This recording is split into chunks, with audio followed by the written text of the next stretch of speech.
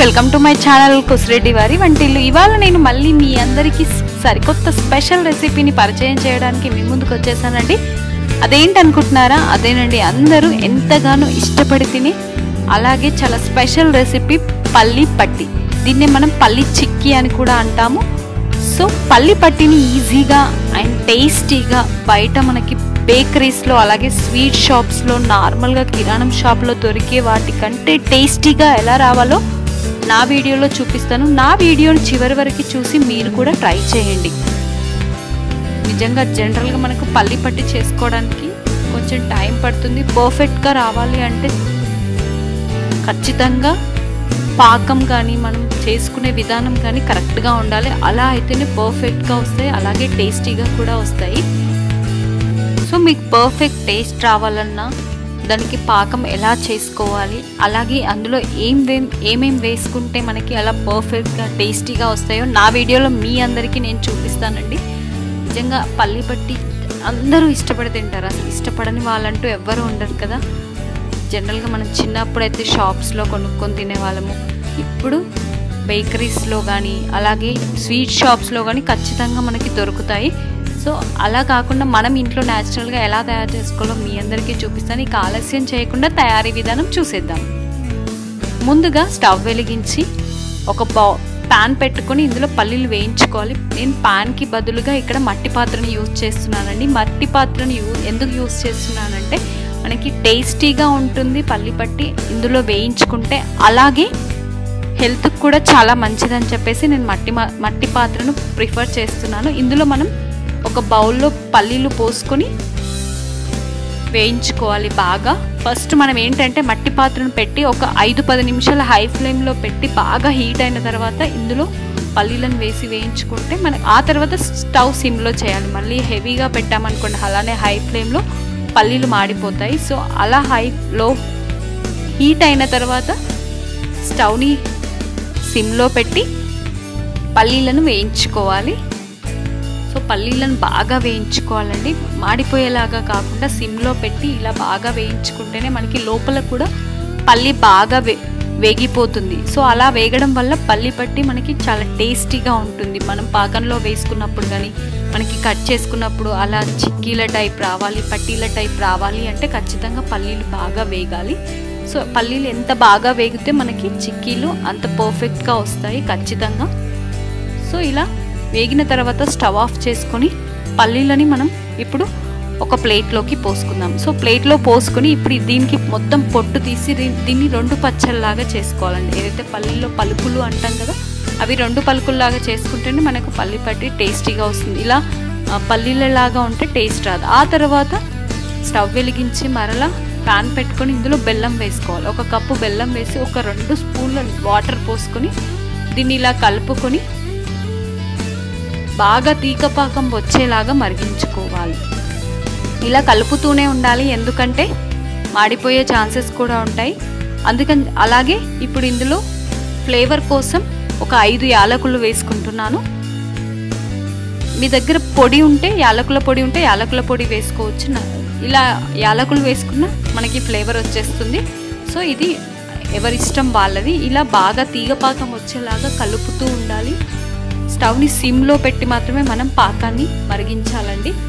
So ఎందుకంటే taste కోసము. So ఇలా పాకం మరుగుతున్నప్పుడే మనం ముందుగా ఏవైతే పల్లీలు వేయించుకొని ఇలా 2 పార్ట్స్ లాగా ఇలా చేసుకొని ఇందులో వేసుకొని కలుపుకొని మొత్తం మిక్స్ చేసుకొని ఒక 10 నిమిషాల పాటు ఇలాగే ఉడికించుకోవాలి. స్టవ్ని సిమ్లోనే పెట్టి ఉడికించుకోవాలి. ఎందుకంటే మనకి పల్లీలోకి కూడా కొంచెం ఈ పాకం అనేది ఇంకుతుంది.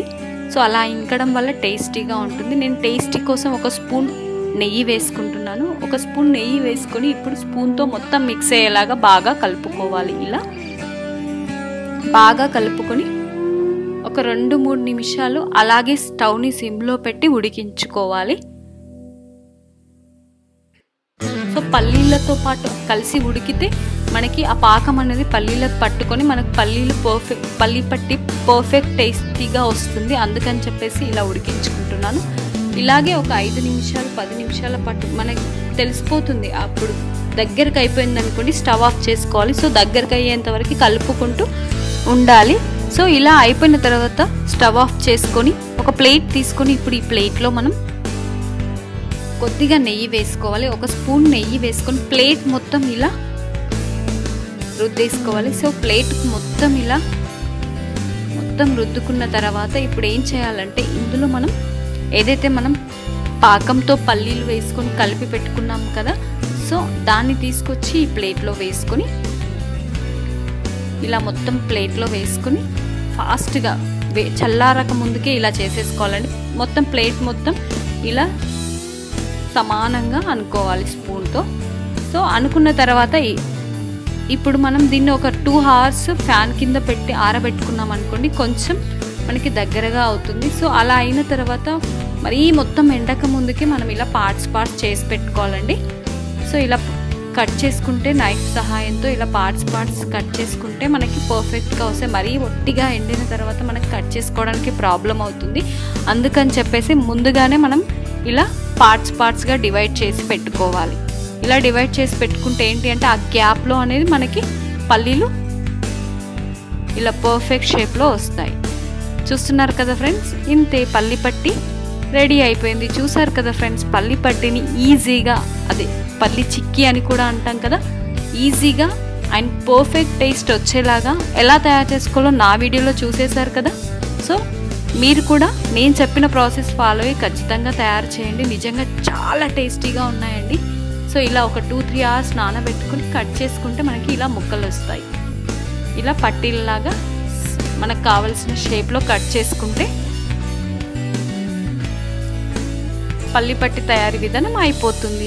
నిజంగా ఫ్రెండ్స్, పల్లి పట్టీలు మనం తింటా ఉంటే తినాలనిపిస్తుంది. ఆ ఫ్లేవర్ అనేది మనకి తగులుతూ ఉంటుంది. ఇందులో మనం యాలకుల పొడి కూడా వేసుకున్నాము. అలాగే పల్లీలు ప్లస్ ఇందులో బెల్లం కూడా యాడ్ అయిపోయింది కదా, బాగా మంచిగా మనం తీగపాకం వచ్చేలాగా చేసుకున్నాం కాబట్టి పర్ఫెక్ట్గా వచ్చాయి మనకి షేప్. నిజంగా చాలా టేస్టీగా ఉన్నాయి. సో పల్లీలు కూడా బాగా వేయించుకున్నాము. నోట్లో వేసుకోగానే కరిగిపోతున్నాయి ఫ్రెండ్స్. నిజంగా చాలా టేస్టీగా వచ్చాయి. ఇలా కనుక చేసి తిన్నారనుకోండి, ఎవరైనా కానీ ఇష్టపడి తింటారు. పిల్లలు పెద్దలు అందరూ ఇష్టపడి తింటారు. మనం వీటిని ఒక మూత ఉన్న డబ్బాలో పెట్టుకుంటే ఒక 1 నెల రోజులు ఖచ్చితంగా నిల్వ ఉంటాయండి. సో మీరు కూడా మీ ఇంట్లో వాళ్ళకి ట్రై చేసి టేస్ట్ ఎలా వచ్చిందో నాకు కామెంట్ చేయండి. అలాగే నా వీడియో కనుక మీకు నచ్చినట్టయితే లైక్ అండ్ షేర్ చేసి సబ్స్క్రైబ్ చేసుకుని పక్కనే ఉన్న గంట సింబల్ని కూడా కొట్టేసేయండి. Stay home, stay safe. Thank you.